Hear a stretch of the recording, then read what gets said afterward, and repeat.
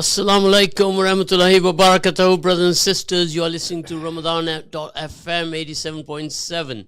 Now, today I have some wonderful guests with me. We're here for a short time today. We are already celebrating Eid. We're starting early. All our brothers and sisters all over the world, they have no Eid to celebrate. They have no food. And we are even thinking about them every day throughout the month of Ramadan. All the good work the charities have been doing. But today, I want to focus particularly on the Peace Center in Leicester. So put your right hand up if you know where the Peace Center is. If your right hand up, all of you are home listening in right now, tell me if you know where the Peace Center is. Call me and talk to me. 0116 4822 Now, I want to connect you with the founder of the Peace Center, my brother here, Maulana. Welcome to Ramadan Radio. Today you've been working very hard raising some funds for the Peace Center. Alhamdulillah. Eid Mubarak, Eid Sa'id, taqabbal Allah minna wa minkum salih al-a'mal.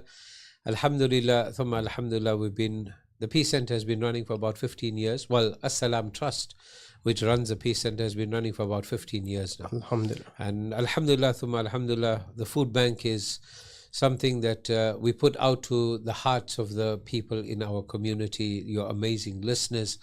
And wallahi al-azim, all I can say is I was shocked. In the last hour of today's segment that, you generously had us here, alhamdulillah, we were very, very fortunate that, mashallah, we were able to raise enough food parcels to cover us for 1.5 weeks.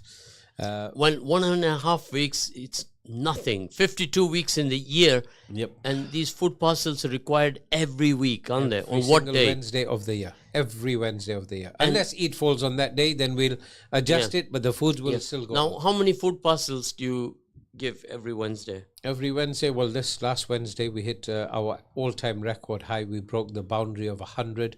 We gave out 101 food parcels just for people's understanding and for context. Okay, how many people are there for?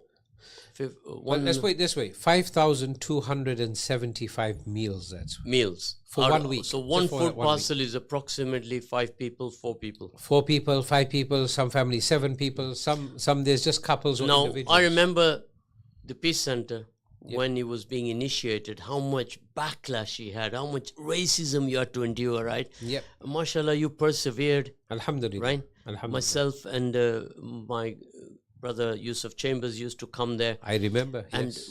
I remember one particular time when it was snowing.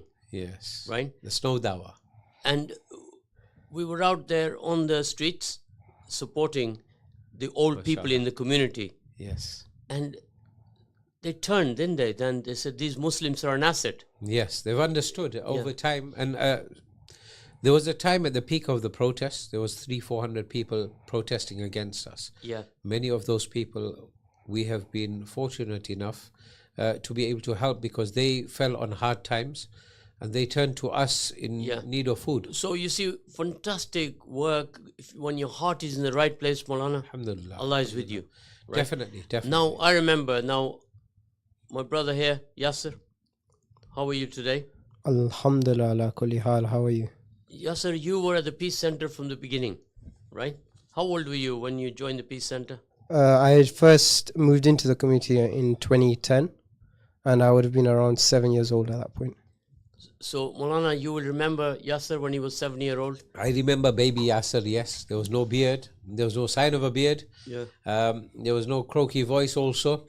And mashallah, he has grown to become a great asset of our community. Now, like that is, brothers and sisters, that is what we call sustainability. When we take our young in the community and we engage them in community work, they grow up to be the future. Alhamdulillah. Right? Alhamdulillah. So, mashallah, throughout Leicester, we do have a lot of youngsters. They do a lot of good community work. I can keep naming Riders of Sham, the team at Madni, the LIA. Yes. These are all students when I was there at Madni High School. Yes. And they were studying there at that time. And today, they're doing wonderful work with the LIA. Mashallah. There's so many.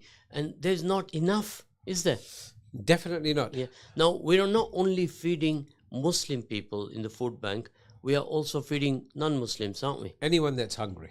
Anyone. Yeah. From as young as 17 years old. Yeah. And we've had people as old as, there was one chap who was 101 years old. Now, brothers and sisters, what I'm asking you for, it's Eid tomorrow. A lot of people are celebrating it tomorrow. A fringe element are celebrating on Monday. Inshallah. Yes.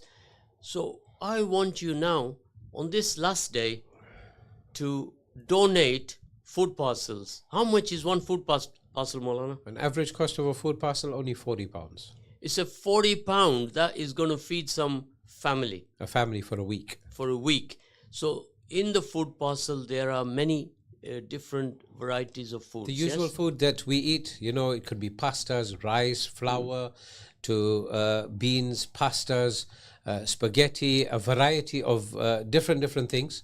But it's your normal, everyday, common staple food. We also so £40 is one food parcel, right? So brothers and sisters, I know many of you are capable to donate 10 food parcels. Yep. If you are a business, you can donate 10. So please come on board and make a donation. Now it's little time left today. It's not that you're going to be up. We are going to be up here all night. We're only here for 10-15 minutes at most. Then we have to go to the mosque. Inshallah. So please, brothers and sisters, I want you to pledge. If you can't donate it right away, then call in and make a pledge. You can even text us on 077 488 55055, or you can call in 0116 4822 So don't be shy. Yep. And don't just sit there and say, I'll do it tomorrow, because tomorrow may never come, Maulana. Definitely not. Right. We don't know. There's no guarantee on life. But a thought that just came to mind, if anyone has any questions, what do we do? How do we do it? Why do you do it? How does it really benefit? Some people may even have that question that, there's universal credits, there's this benefit, that benefit. Do they still need a food parcel? Are people really struggling? We have a substantial amount of people that have no recourse to public funds. They are, asylum seekers, those that are seeking refuge here, and a lot of them have nothing at all. They depend on us. If there's no food parcel, there's no food for them the whole week. It's really hard. For some of them, they don't have permission to work in the UK. Their circumstances are very varying, and it's actually shocking because we've got a thorough process. When anyone approaches us and says they want a food parcel, first we give a food parcel. Anyone turns up, we'll give them a food parcel, we'll register them. If they don't have the necessary paperwork, we give them another 2 weeks. So they'll get, in effect, 3 weeks of meals without providing any sort of paperwork. And in most cases, within the first or second week, all the paperwork comes in, and you'll see that they may be getting a certain amount with universal credits, but after all the deductions have been made and this and that and all of that, sometimes families are left with £200, £100, £50 to suffice for the whole week.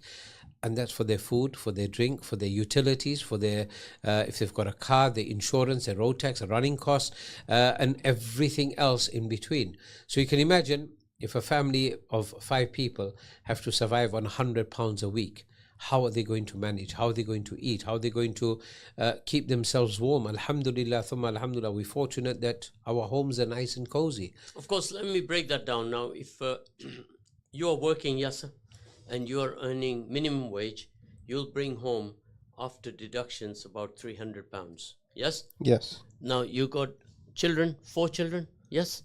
I will try to, inshallah. Now, we are using you as an example. Of course. With 4 children, now you got bills to pay. You got maybe some relief, or you will pay gas, electric, water, utilities, and you will pay council tax. And like water bills are going and up you'll in pay price, insurance. Right? Yep. What are you going to be left out of £400? You'd probably be in debt after £400 after all that. So that is what it's all about. It's not that you are jobless and you need support. That's not the case. We have many people that are employed and come to us for support. So that has got to be understood very clearly. It's okay if you're affluent, you're not requiring a food parcel, and it's very easy to say, well, let them go out and get a job. It's some of the people that come there, they have a job, don't they? That's it. And There are a lot of and they still people need a food parcel. because the cost of everything, whether you go by car, you take public transport to work, there's that cost.